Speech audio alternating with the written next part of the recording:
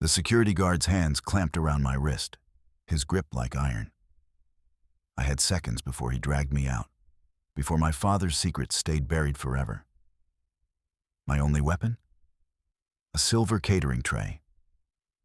Swinging it hard, I heard the crack of bone, but the real pain came next.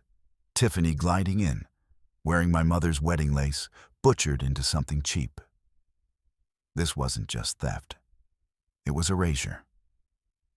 The scent of expensive gin and wilting lilies drifted through the open French doors, trailing Maya as she slipped into the mahogany-paneled silence of the study. Outside, the string quartet's frantic Vivaldi masked the click of the lock. Chloe remained a silhouette against the terrace glow, her fingers nervously drumming the glass pane. Maya's silk gown hissed against the floorboards. She ignored the prickle of sweat at her hairline and lunged for the heavy oak desk. Her fingers scrambled over leather-bound ledgers and silver inkwells. The room smelled of old tobacco and stale secrets. She yanked the bottom drawer. It resisted, stuck on a warped runner. With a sharp tug, the wood groaned open to reveal a stack of cream-colored envelopes embossed with the sterling crest. Her pulse thrummed in her fingertips as she fanned the pages. Legal jargon blurred under the dim emerald lamp. Trust disbursements, offshore accounts, her own name buried in a clause regarding the estate's dissolution. She needed the deed to the conservatory. It was the only piece of the property Robert couldn't touch without her signature. Or so the family lawyer had whispered years ago. Maya's breathing became shallow. A rhythmic, low hum vibrating in her throat. Mm-mm-mm-mm. The sound she made when the world felt like it was closing in. Her eyes darted across the lawn through the study window. Chloe was still there, a tiny figure in a dark dress, her head twitching toward the garden path every few seconds. Chloe was counting the flagstones, Maya knew. 1, 2, 3. It was how they survived this house. Maya's hand closed around a folder marked Private Assets. She didn't need to read it all. She just needed to know if the signature line was still blank. If Robert hadn't found a way to forge her consent yet, there was still a chance to save her mother's legacy from being paved over for a luxury golf course. A heavy boot scuffed the parquet behind her. "Parties on the lawn, Miss Sterling?" The voice grated like gravel. Maya spun, her shoulder hitting the desk. A guard, James Peterson, though she didn't recall his name in the heat of the moment, blocked the exit. His frame filled the doorway, chest heaving with silent hostility. He wasn't one of the regulars. He was a hired hand for the gala, a man with a thick neck and eyes that saw a young woman in a dress as an easy target for a theft accusation. He stepped into the light, reaching for his belt where a heavy flashlight hung. Maya's hand collided with a cold brass bust of a greyhound on the blotter. She didn't think. She didn't calculate the legal ramifications. She swung the metal weight in a desperate arc.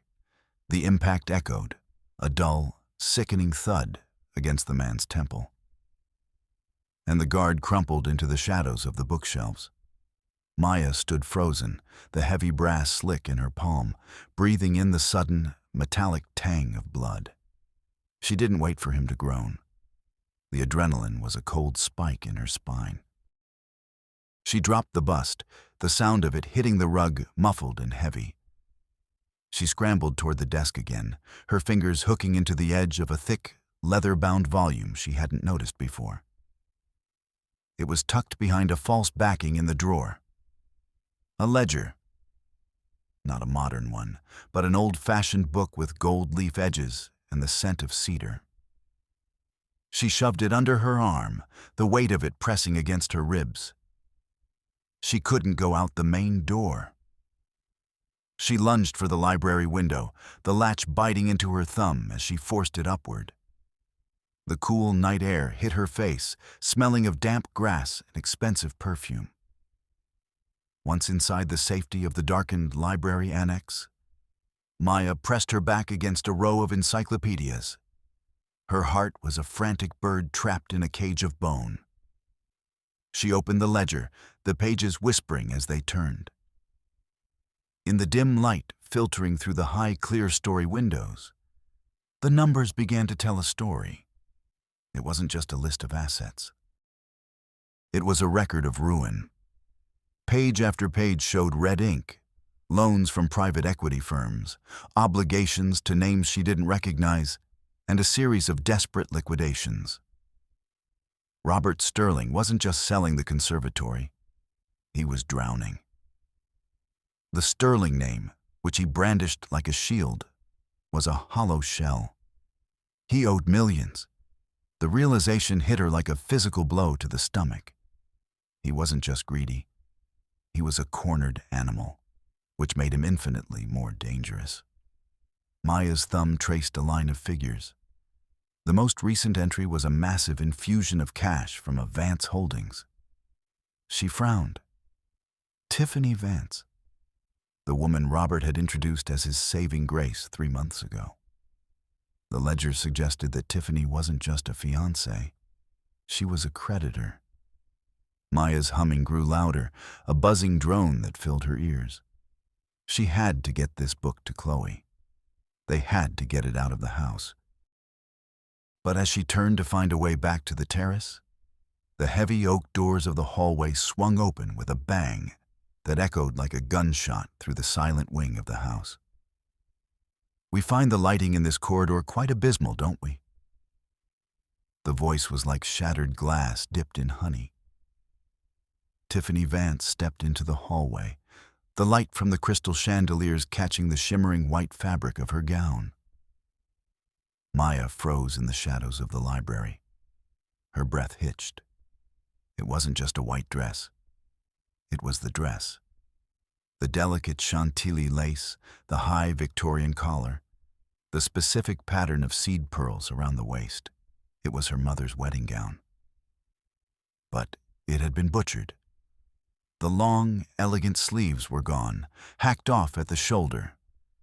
The floor-length skirt had been cut into a jagged, knee-length hem that looked like it had been shredded by a predator.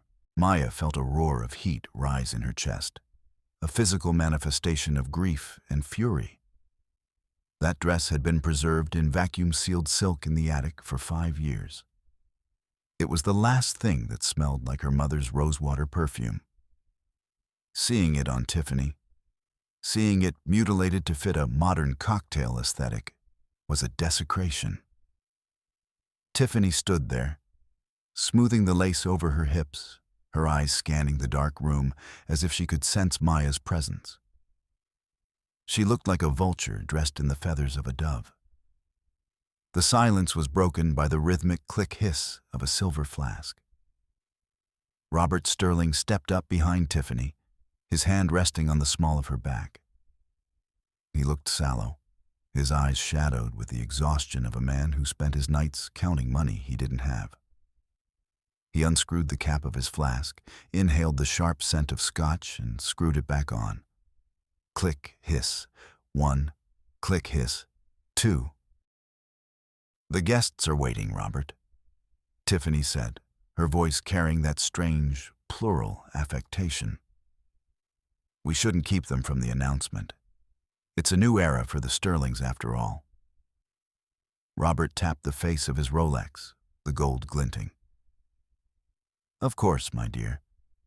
Just a small matter of the paperwork. Maya is being difficult. She has a sentimental attachment to things that are, frankly, a liability." "Sentiment is a luxury for those who can afford it," Tiffany replied. She turned her head, and for a second, her cold, unblinking eyes seemed to lock onto the exact shadow where Maya stood. "We will find her, and we will find that book." They moved on, their footsteps fading down the hall. But the image of the ruined lace burned in Maya's mind. The stakes had shifted. This wasn't just about a deed or a debt anymore. This was a war for the very memory of her mother. Maya gripped the ledger so hard, the leather groaned. She waited until the hallway was silent before slipping out, her mind already racing toward the next move. The garden party hummed with the superficial energy of the Connecticut elite. Glass clinked against glass, and the smell of roasting lamb mingled with the cloying scent of the lilies Robert had ordered by the truckload. Maya found Chloe near the fountain, the girl's lips white from being bitten. 112, 113, Chloe whispered, her eyes darting to Maya's face. You're shaking. Maya, your hand. Is that blood? It's not mine, Maya said, her voice a flat, dead thing. Chloe, we have to move. He's moving the wedding up. I heard him. As if on cue, the music died. A spotlight hit the grand staircase of the terrace. Robert Sterling stood there, a glass of champagne held high, looking every bit the patriarch. Friends, family, colleagues. Robert's voice boomed, carrying that salesman's warmth that Maya now knew was a lie. In light of our renewed prosperity and the joy Tiffany has brought into this home, we've decided that life is too short to wait. The ceremony will not be next month. It will be tomorrow morning, right here at sunrise. A murmur of surprise and polite applause rippled through the crowd. Maya felt the world tilt. Tomorrow. He was closing the trap. He needed the marriage official before the creditors realized the Sterling estate was a house of cards. He needed Tiffany's family money to bridge the gap, and he was willing to trade his daughter's future and her mother's soul to get it. I need to get into her room, Maya hissed to Chloe. The pearls. She's wearing the Mikimoto pearls, Chloe. If she takes those, I have nothing left. Maya, the house is crawling with guards now, Chloe whispered, her fingers twisting the hem of her oversized hoodie. 17, 18?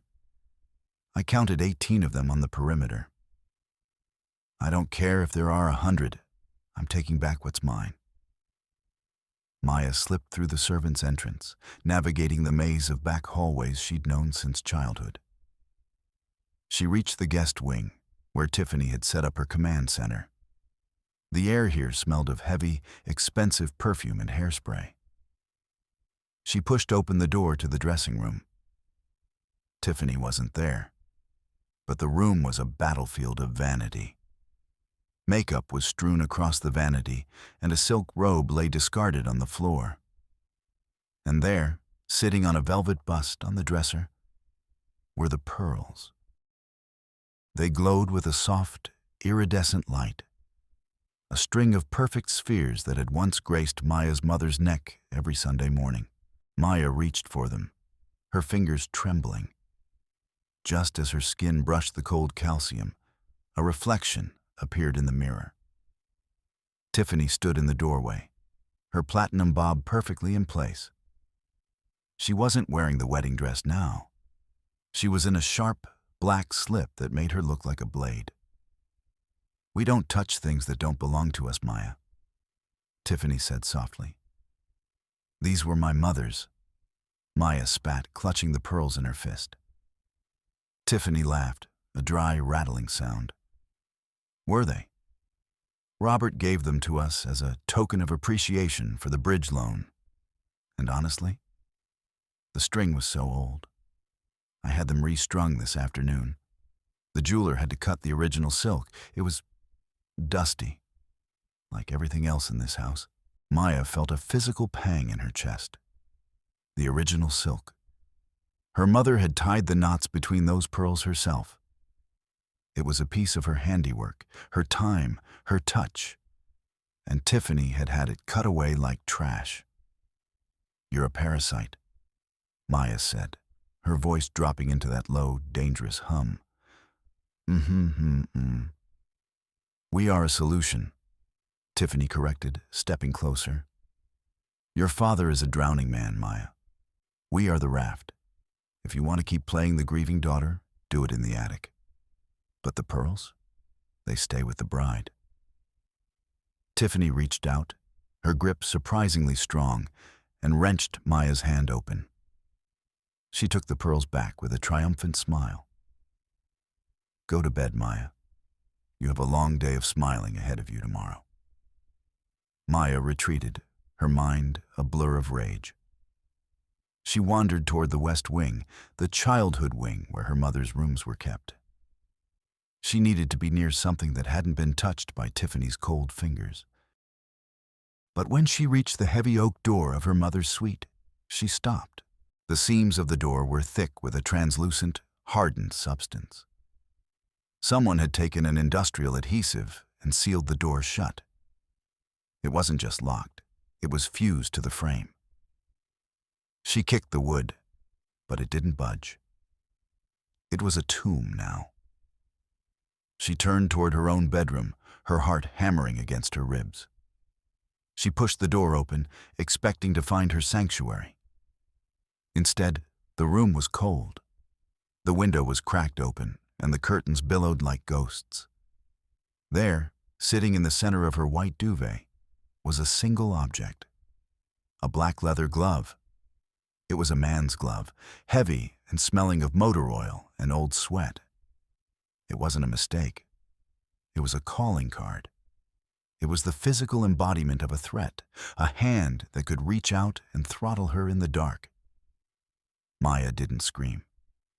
She picked up the glove, her skin crawling, and felt something hard inside the palm. She turned it over. A steak knife slid out, the blade gleaming under the moonlight. She didn't have time to process the fear. A shadow fell across the doorway. You should have stayed in the garden, little girl. Brock Vance was a wall of a man. His shoulders blocked out the light from the hallway, and his breath came in heavy, wet rattles. He stepped into the room, his boots thudding on the hardwood. He was picking at his cuticles, his thumb red and raw. My sister wants that book, Brock said, his voice a low rumble. The one you took from the study. Give it to me. Maybe I don't have to use that knife on you. Maya backed away, her heels catching on the rug. The ledger was hidden under her mattress, but she couldn't let him know that. I don't know what you're talking about. Brock lunged. He was fast for his size, a predatory blur. Maya dodged, diving toward the door, but he caught her shoulder and flung her back against the wardrobe. The wood groaned. Maya's hand found a heavy glass lamp on the nightstand. She shattered it against the floor, creating a barrier of glass, but Brock didn't care. He stepped right through it, the shards crunching under his heavy soles. I'm not patient like Tiffany, Brock growled. He reached into his pocket and pulled out a handful of sugar packets, crinkling them in his massive fist. The sound was terrifying, a dry paper rustle that signaled his rising rage. Where is it? Maya scrambled toward the hallway, her mind racing. She couldn't fight him physically. She needed a distraction. She bolted toward the kitchen, the industrial heart of the estate. Brock followed, his heavy footsteps shaking the floorboards. The kitchen was a cavern of stainless steel and cold marble. Maya dove behind the center island as Brock burst through the swinging doors. He was breathing like a bull now, his eyes wide and bloodshot. Nowhere left to run, he panted, circling the island. Maya saw the red lever on the wall, the industrial fire suppressant system. It was designed to smother a grease fire in seconds with a deluge of chemical foam. She reached up, her fingers hooking into the ring. Stay back, she warned. Brock laughed and lunged across the island, his hand closing around her throat. Maya pulled the lever. A sound like a jet engine filled the room. From the ceiling, a dozen nozzles erupted, vomiting a thick, white, suffocating foam. It hit the floor with a heavy splat, rising in seconds. Brock roared, blinded by the chemical spray, his hands flailing as he tried to wipe his eyes. The room turned into a white void, the smell of acrid chemicals burning Maya's nose. She dropped to her hands and knees, crawling through the rising foam. She knew the layout of the kitchen by heart. She felt for the edge of the walk-in freezer, then the back exit to the garage. She slipped through the door just as the alarm began to wail. A high-pitched shriek that vibrated through the very marrow of her bones. She burst into the garage, her lungs burning. The air here was cooler, smelling of gasoline and rubber. She leaned against Robert's vintage Jaguar, gasping for air. She still had the ledger. She'd grabbed it from her room before the chase began. In the harsh, buzzing glow of the overhead security lights, Maya opened the ledger to the back pages. She'd found some loose documents tucked into the binding during her flight. They were gift of asset forms, the legal paperwork that transferred the ownership of the Mikimoto pearls and her mother's diamond brooch to Tiffany Vance. Maya looked at the signatures at the bottom. Robert Sterling's name was written in bold, sweeping strokes. But Maya had spent years looking at her father's handwriting on birthday cards and tuition checks. Robert always looped his R from the bottom. These signatures started from the top. The S in Sterling was too perfect, too practiced. She pulled a pen from the workbench and held it against the paper. The pressure of the ink, the slight tremor in the tail of the G. It matched the handwriting on the floral arrangements Tiffany had been signing all week. Tiffany hadn't just been given the jewelry. She had forged the documents and presented them to the estate's insurance company herself. She was stealing the estate piece by piece, right under Robert's nose, or perhaps with his desperate, silent complicity. Either way, it was fraud. It was a crime that could put Tiffany away and strip her of any claim to the Sterling name. Maya felt a surge of hope. This was it. The kill shot, as Aunt Sarah would call it. She had the proof. She just had to show Robert. He might be a drunk and a gambler, but he was a Sterling. He wouldn't let a common grifter strip the family of its last dignity. Subverted, Maya clutched the forged documents to her chest, her heart hammering a rhythm of pure, unadulterated relief. This was the key. She could see the path forward so clearly now. She would walk into the study, present the evidence to her father, and the scales would fall from his eyes. He would see Tiffany for the predator she was. He would cancel the wedding, call the police, and they would sit together in the ruins of their lives and finally start to rebuild. It was the most logical, most certain victory she had ever felt. She wasn't just a victim anymore. She was the investigator who had cracked the case. She slipped back into the house through the mudroom, her footsteps silent on the stone floor. The fire alarm had been silenced, replaced by the distant, confused murmurs of guests being ushered away. She reached the study door. The guard she'd hit was gone, likely taken to the infirmary. She pushed the door open. Robert was there, sitting behind the massive oak desk, the silver flask in his hand. He looked up, his eyes bloodshot. "Maya," he said, his voice surprisingly steady. "You've caused quite a mess in the kitchen." "Dad, look at this," Maya said, her voice crackling with excitement. She laid the forged documents on the blotter, pointing to the signatures. "The gift of asset forms for Mom's jewelry. Look at the loops, the pressure. It's not your handwriting. Tiffany did this. She's forging your name to steal things, Dad. She's defrauding you. We can stop her. We can call the police right now, and this whole nightmare ends." Robert looked down at the papers. He didn't look shocked. He didn't look angry.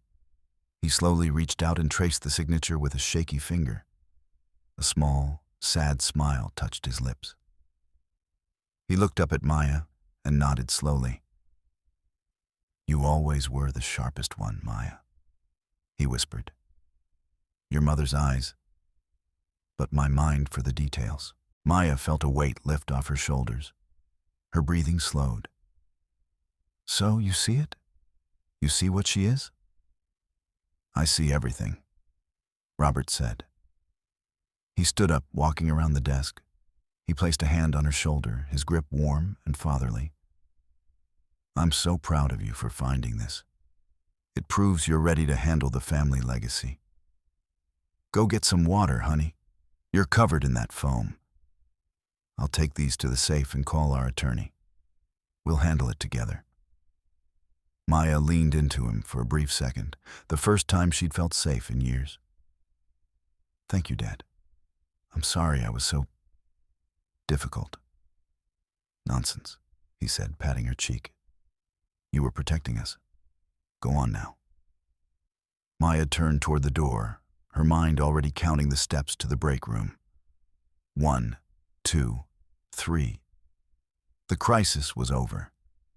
She could almost taste the clean air of tomorrow, a tomorrow without Tiffany Vance. She stopped at the threshold. Something about her father's posture. He hadn't moved toward the safe. He was standing by the fireplace, the papers in his hand. Maya turned back. Robert wasn't calling an attorney. He was holding the forged documents over the dying embers of the hearth. Dad? She asked, a cold prickle dancing across her skin. Robert dropped the papers into the fire. The dry parchment ignited instantly, the signatures, the proof of the fraud, curling into black ash in seconds. I know she forged them, Maya, Robert said, his voice turning cold and flat. The warmth was gone, replaced by a terrifying, hollow clarity. I told her how to do it.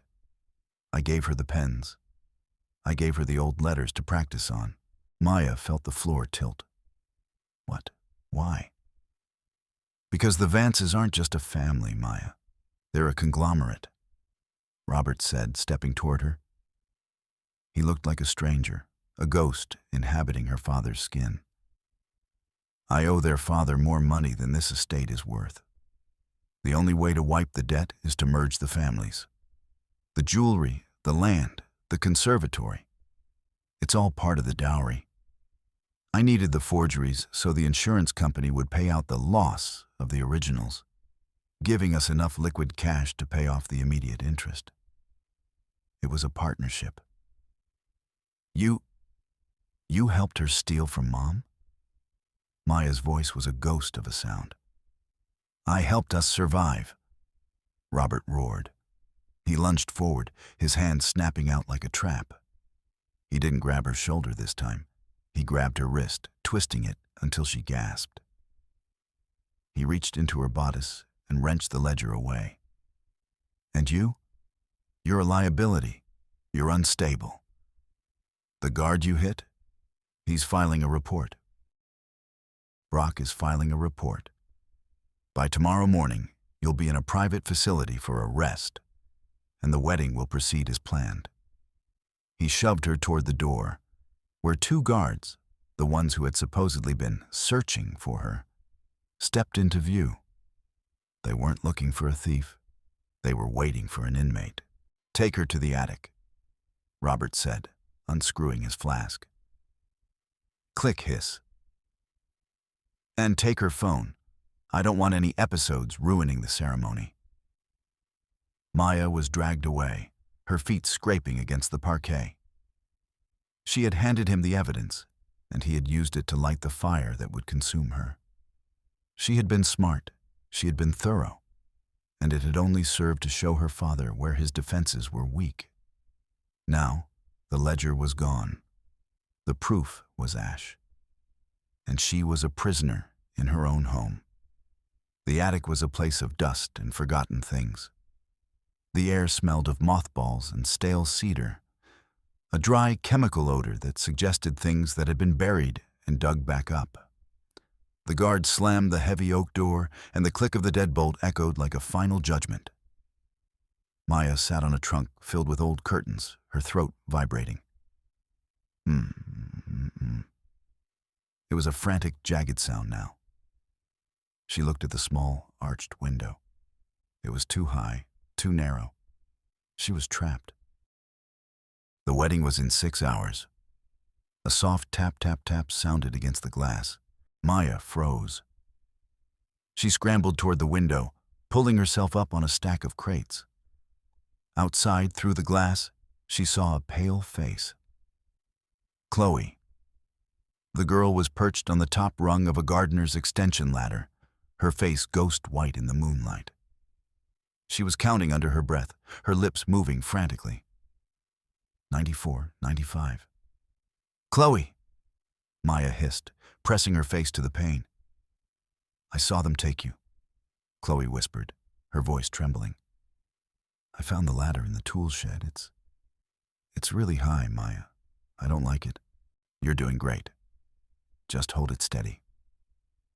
Maya worked the latch of the window. It was rusted, the metal biting into her palms. She pulled with everything she had, the wood groaning until it finally gave way.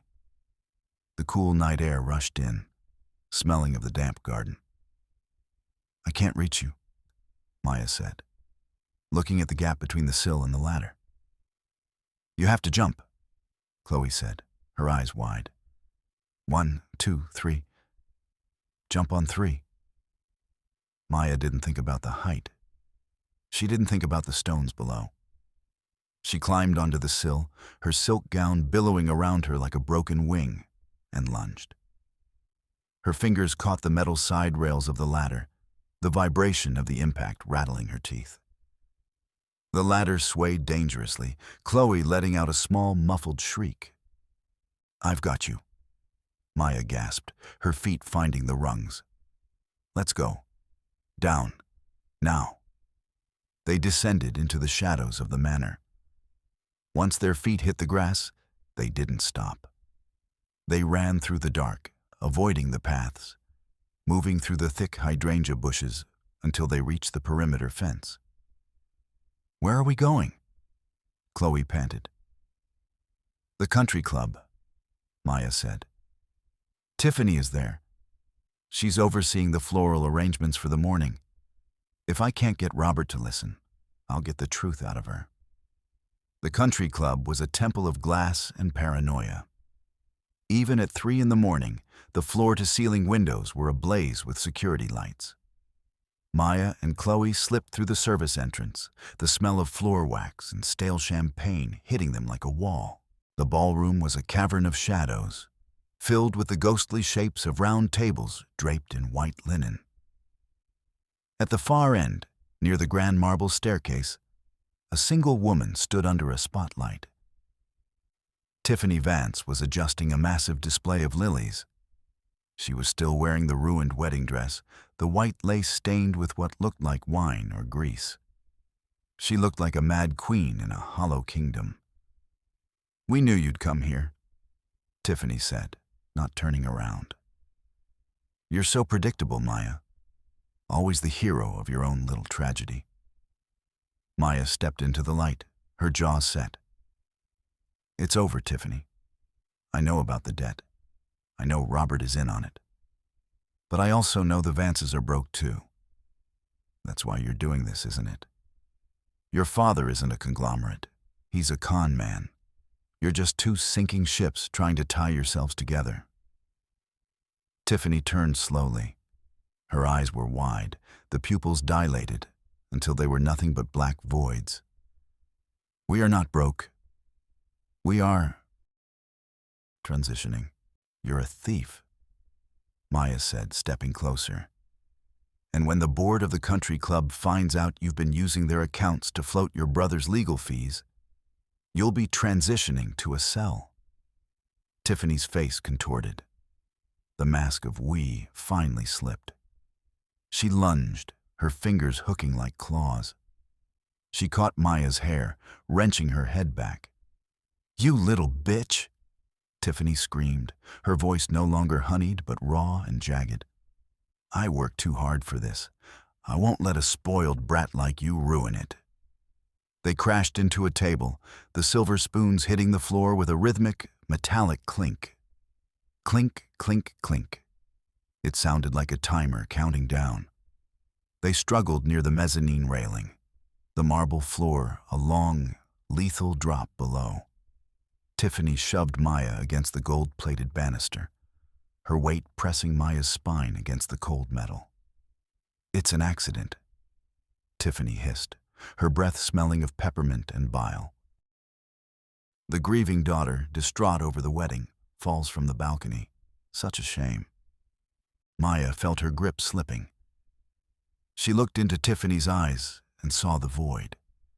She saw the 8-year-old girl who had been returned to the group home, the girl who would kill to never be discarded again. "You'll still be empty," Maya whispered. Tiffany roared and gave one final, violent shove. "That's enough." The voice was like a gavel. Robert Sterling stood at the entrance of the ballroom, his silhouette long and thin. But he wasn't alone. Behind him stood a woman in a sharp gray suit, her hair pulled back so tight it looked painful. Aunt Sarah. She stepped forward, her hand going to her silk tie. She adjusted it once, twice, 3 times. The triple tie tug. "Robert, you're a fool," Sarah said, her voice cutting through the humid air of the ballroom. "But you're a Sterling fool, which means you're covered by the family trust. Miss Vance, however, is not." Tiffany backed away from Maya, her chest heaving. "Robert? What is this?" Subverted, Maya felt a surge of triumph so powerful it made her lightheaded. Sarah was here. Sarah, the cold legal machine, the woman who never lost a case. She must have seen the ledger, or Chloe must have sent her the photos. This was the moment of rescue. The cavalry had arrived, and they were armed with subpoenas. Maya looked at her father, expecting to see him defeated, but he was looking at Sarah with a strange, knowing smile. "Sarah," Robert said, his voice smooth. "Thank you for coming. I assume you have the papers?" "I do," Sarah said. She opened her briefcase and pulled out a blue folder. She didn't look at Maya. She looked at Tiffany. "Miss Vance, after reviewing the irregularities Maya brought to our attention, we've come to a conclusion." Maya stepped forward, ready to see Tiffany handcuffed. "Tell her, Sarah. Tell her about the forgeries." Sarah finally looked at Maya. Her eyes were like chips of ice. "Maya, dear, you've been under a lot of stress. The forgeries you found were actually authorized legal variations. Your father and Tiffany have entered into a prenuptial agreement that absorbs the Vance debts into the Sterling Trust in exchange for control of the Vance shipping lanes. It's a brilliant move, actually." Maya's heart stopped. "What? No. She stole the pearls. She butchered Mom's dress." "A dress is fabric, Maya," Sarah said, her voice devoid of any emotion. "And the pearls? Well, that's why I'm here, to ensure the transfer of assets is handled quietly." Sarah turned to Robert. "I've filed the emergency injunction. Maya, because of your attack on the security guard and your break-in at the club tonight, your father has been granted temporary legal guardianship over you. You are being declared a danger to yourself and the estate." The world didn't just tilt. It vanished. Maya looked at the woman she had trusted, the woman who was supposed to be her mother's defender. "You're helping them?" Maya whispered. "I'm protecting the Sterling name," Sarah said, adjusting her tie one last time. "If that means silencing a girl who can't tell the difference between a business transaction and a crime, then so be it. The Vance holdings aren't broke, Maya. They're just dirty. And the Sterlings have always needed someone to do the laundry." Robert stepped forward, taking the blue folder from Sarah. He looked at Maya with a chilling pity. "We tried to do this the easy way, honey. But you just wouldn't stop digging. Now, you'll attend the gala tomorrow. You'll sit in the front row, you'll smile. And then, you'll go away for a very long time." Tiffany began to laugh, a low melodic sound that filled the empty ballroom. Maya was trapped. The law The family, the money, it had all consolidated into a single, crushing weight. She had no ledger, no phone, and now, no allies. She was the crazy daughter, and the world would believe them because they had the suits and the signatures to prove it. The graduation gala was a sensory blitz of strobe lights and overlapping bass lines. The air in the venue was a stifling 82 degrees, the humidity from 500 bodies making the skin feel slick and suffocating. Maya sat at the head table, a captive in a silk dress she didn't remember putting on. Her father sat to her left, his hand resting heavily on her arm. Tiffany sat to her right, wearing the butchered lace gown, a glass of red wine in her hand.